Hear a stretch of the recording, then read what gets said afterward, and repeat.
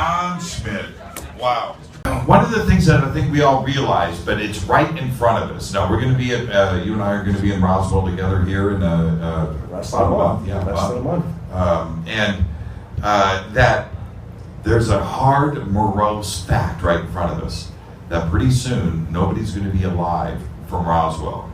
Children, grandchildren, better than I do. Yeah, right. That's it. I mean, it's crazy. And so I look at this twofold. Number one, the freaking government won. They wanted to play it out as long and hide it. Run out the clock. Right, run out the clock. And now we're about 3 or 4 or 5 people away from that becoming a reality. And that's starting to scare me. And number two, we've got to push and document why they are still here. Mm-hmm. We need to talk to them. We need to interview them. And I said that to you like 3 years ago. You go, dude, I'm going to go get it done. Right? That's what we're doing. And that's the new book. And a new book and beyond. In fact, this past, in the last 2 weeks, we have found 3 more first-time witnesses. People that, and I think my father demonstrated, who was part of the World War II generation, that these people are still around. It's still a matter of tracking them down, flushing them out, and then hoping that they still are, in control of their faculties and are willing to give us one final deathbed confession. Right. And is it morose? Is it wrong to say this publicly? Look, they're going to be dead here really soon. Which is pretty much is it wrong to say that? It's a fact, right? No. In fact, I had a discussion with a good friend of ours, Dr. David Jacobs, just before coming over. Right. And that he now, with the passing of John Mack and Bud Hopkins, and he's in the possession of their files. And I asked him point blank, who's next, Dave? You're 73 years old. Who's next in line? And in his case, what's different than our Roswell investigation, that with abduction research, it's more of a doctor-patient type of confidentiality. Whereas with us, if they are willing to go on the record, we name names.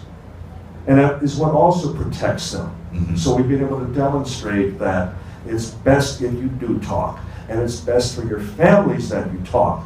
It's best that after a lifetime of secrecy and demonstrating government suppression, that you still have the last word, that you still defy what a handful of people who probably aren't even around any longer decided 69 years ago that this was the ultimate secret that could not be demonstrated to the world, because we know better.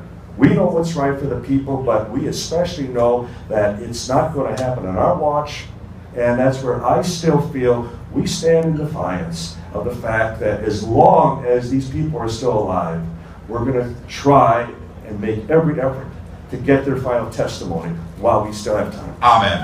Amen.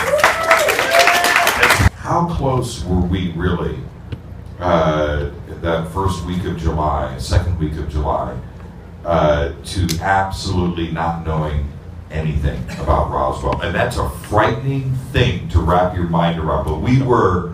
How close Absolutely. were we? And I can take it also to the converse.